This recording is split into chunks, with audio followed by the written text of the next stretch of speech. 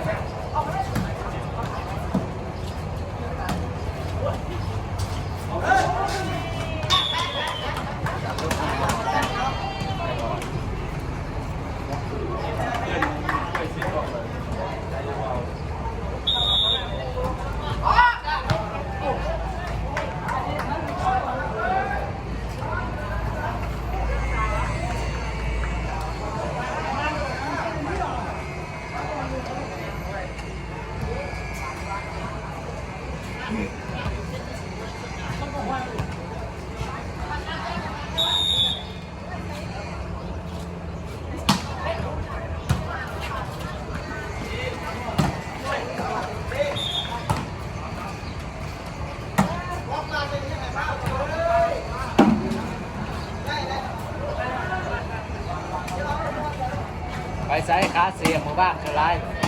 อันนี้เขาตีกับไส้กันสองเต็มแก้มือเมื่อวาน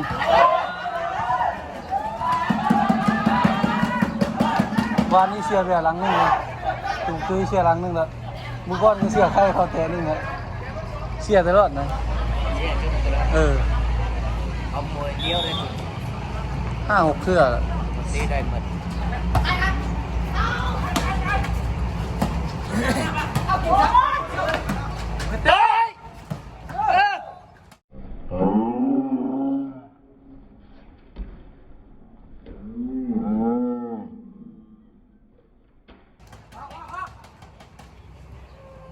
ครับ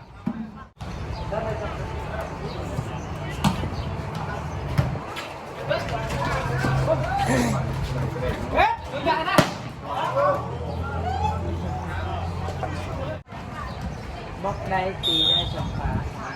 มันมีขาบล็อก2 ตัวด้วยนี่ตีสลากเดี๋ยวยืดออกข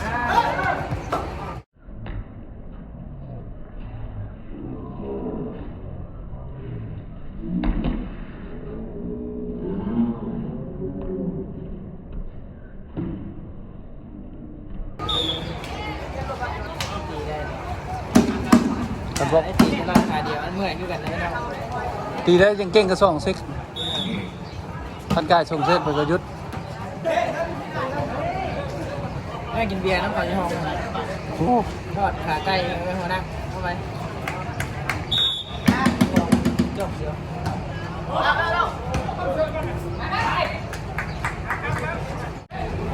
บุญมูฮะงามแล้ว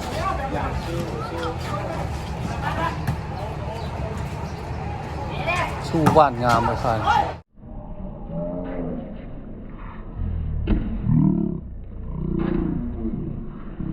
บานน้ำกันแล้ว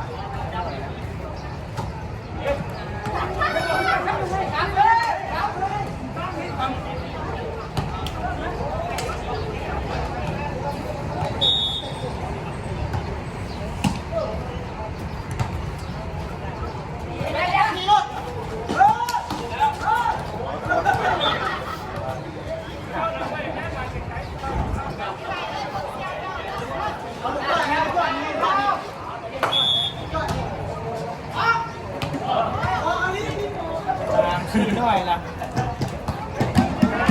เสิร์ฟจีพดออก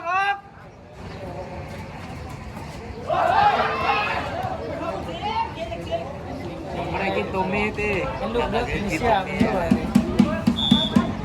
ลูกหนุ่มลูกหนุ่มลูกเอ้ย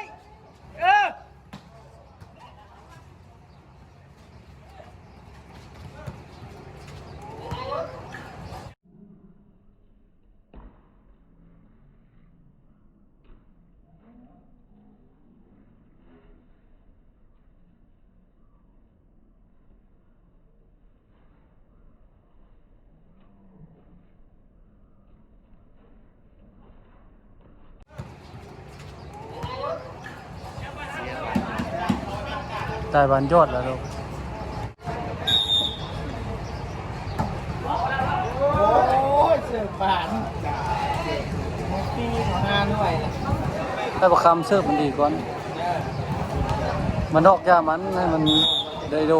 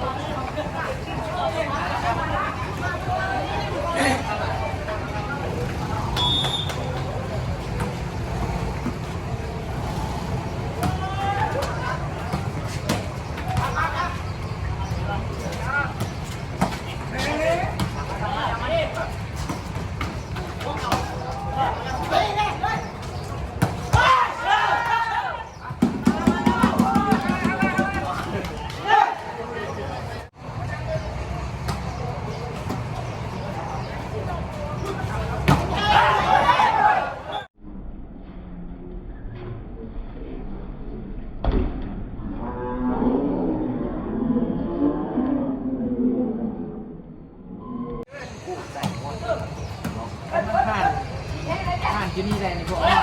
มีชิดเลย นะ ผ่านที่นี่ได้พวกนี้มีชิด หมูห้ากินแล้วกัน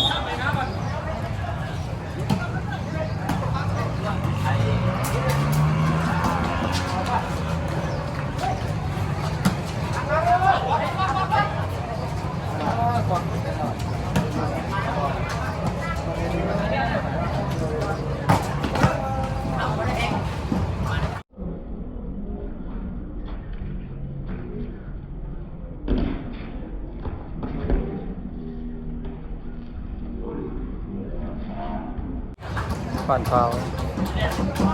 บ้านฟาวการดงข้ามคือ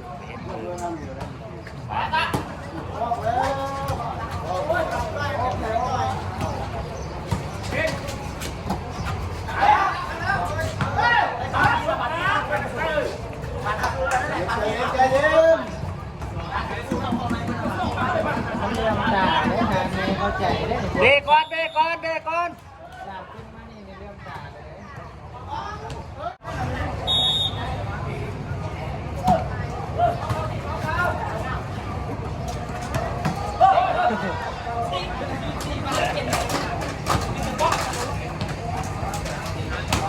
บอขันยูเข้ามามันจะเฮ็ดได้สิขบยูเข้ามันระโบเฮ็ดบ่ได้ขันยูเข้าระบาน50ตุ้ยอยู่บ่ถึงมันดอกมันเคี้ยกินมันเคี้ยกินจับดึกแก่นั่นแก่นี่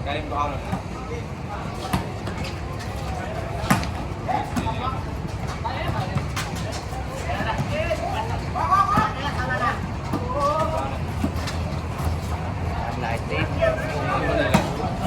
มันสู้ผ่านงานสิ่ง ชูบ้านงาม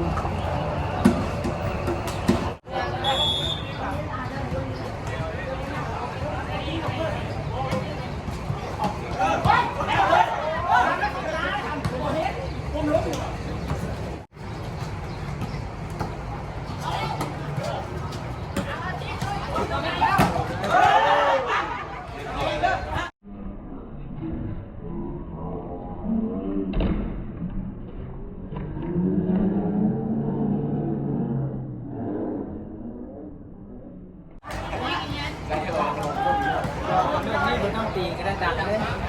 จับยูเลยครับมันคือโดดสูงคือเขาได้จับยูได้เน้นใส่มือ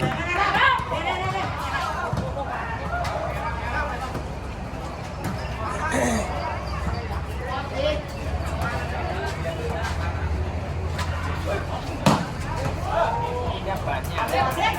ยับบาดเนี่ยยับเนี่ย จับบ้าน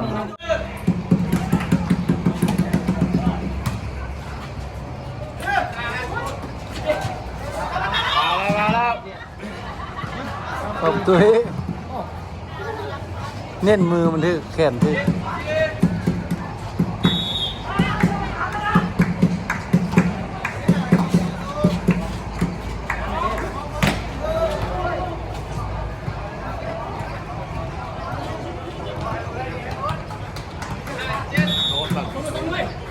อืม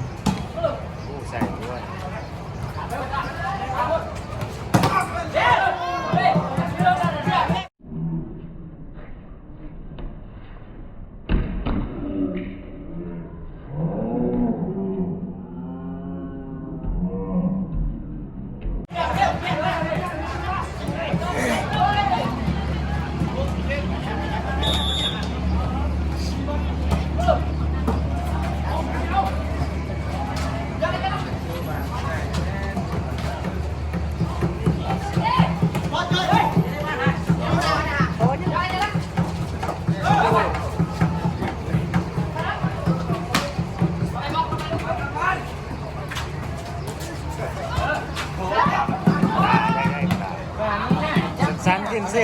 คราวนี้ตื่นโพดตื่นวันโพด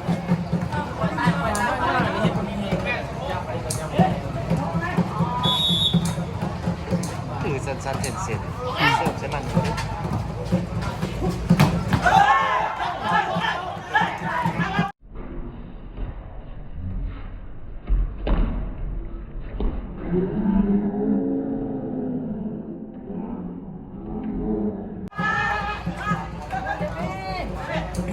เฮ้ยเฮ้ย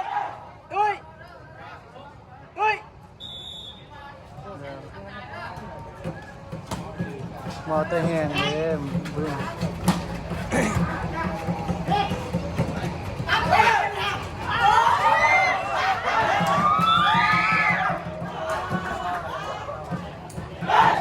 บรินหัวคือมันใช่แต่แหง